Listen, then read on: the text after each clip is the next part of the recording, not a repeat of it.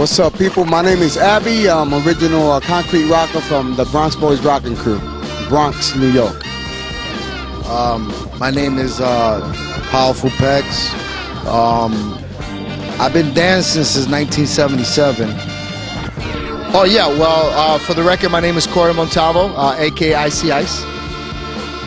Transition from then, from back in the 70s when I came, and to now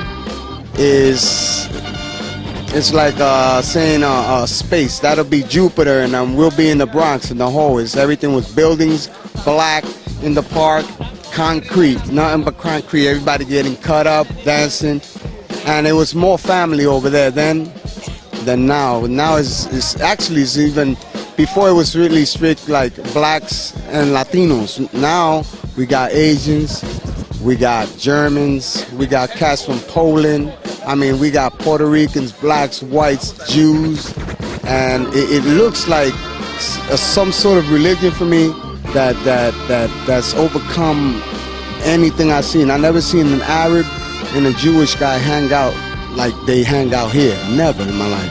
I don't see no blacks, no whites hang out the way they hang out here. Our culture, we learn to embrace it. And it's an amazing culture, man, you know, and that's how I feel about the transition. I'm still doing the power moves that I made up in the 80s, you know, and now I'm trying to correct a lot of history.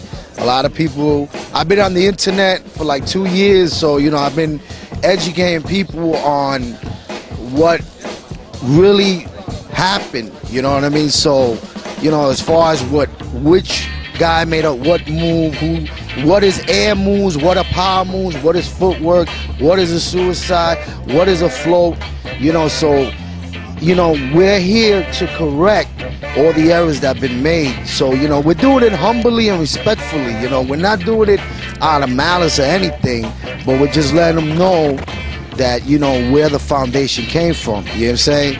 And I'm on it. I was down with TBB back in '79, and I was a little buck, and I was a little whack little B-boy, but I was doing it, you know, and I had heart, and they accepted anybody back in those days, you know, and to this day, he's still doing the same thing. He's still humble, you know, he's still accepting anybody that wants to be in the family, you know what I mean, and this is like a birth of a new era for us, you know what I mean? And it's like, and me, I don't talk a lot. This is like one of my first interviews because I dance.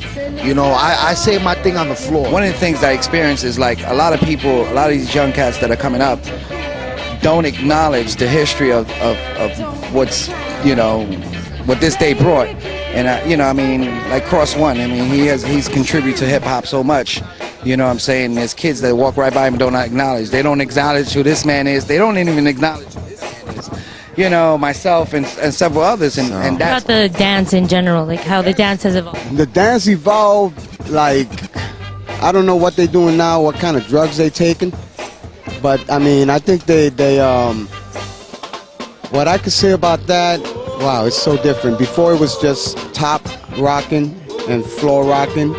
And now it's like they defy gravity in some way. I've never seen amazing, just the techniques people got and the girls being involved. The girls, I give big ups to the girls. Big up to all, especially the Japanese girls. It's just Momo and them, they just amazing. I don't know, I was just, and it's just a big transition. It's like you take a moth, you take it, you know, when they're in the sack, and when it comes out, it's big, beautiful butterfly.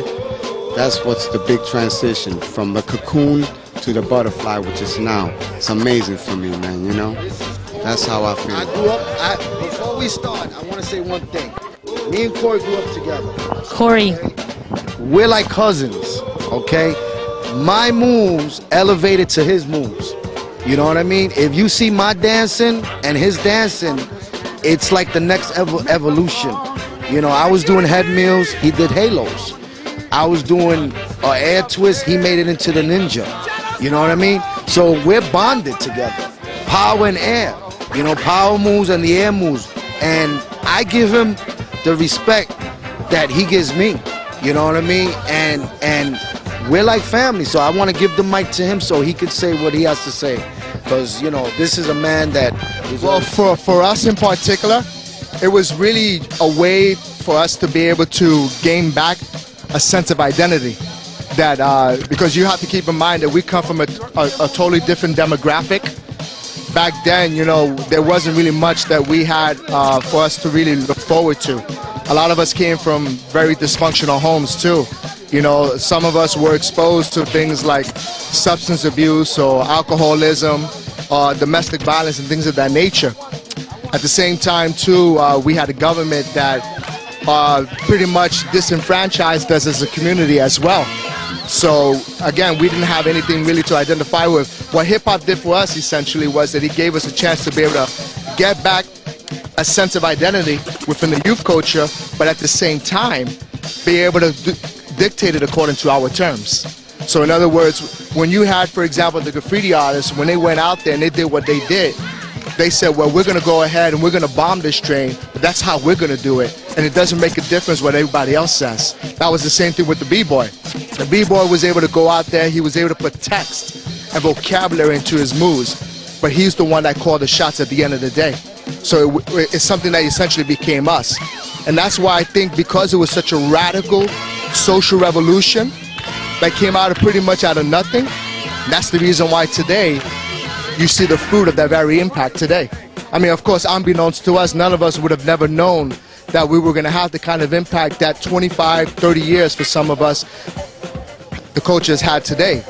But we're certainly more than happy to be able to see the fruit of that. And I just want to give a quick couple of shouts out for all my global crew, and especially my brother, the founder of TBB Rockin' Crew and the godfather of Rocksteady, Batch. One love, and thanks for the opportunity. I give it back to my nigga Pex.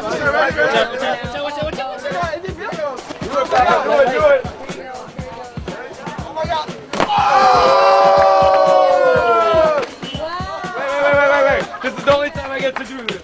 Original suicide, front no hand flip to a shoulder track.